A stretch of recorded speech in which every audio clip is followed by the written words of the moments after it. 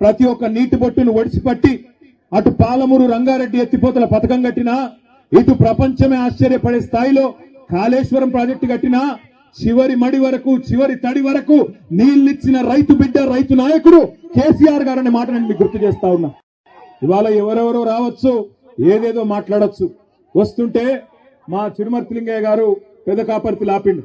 లింగయ్య గారు ఆపి, అన్న జెండా ఎగిరేసి పో అన్నాడు. జెండా ఎగిరేసి కాడికి పోయినా నేను. పోతే అక్కడ ఒక రైతన్న వచ్చినాడు. వచ్చి, అన్న ఒక మాట అక్కడ చెప్పు నల్లగొండలా అన్నాడు. ఏం చెప్పాలి అంటే, ఏం లేదన్నా, మేమందరం కూడా నల్లగొండ జిల్లాలో పాలిచ్చే ఆవును వద్దనుకొని తన్నే దున్నపోతుని తెచ్చుకున్నాం, అందుకే మాకు కర్మ పట్టింది అని చెప్పమన్నాడు. ఆయన చెప్పిండు, నేను చెప్తలేను. పెద్ద కాపర్తి రైతు. మరిన్ని అప్డేట్స్ కోసం మా ఛానల్ ని సబ్స్క్రైబ్ చేయండి.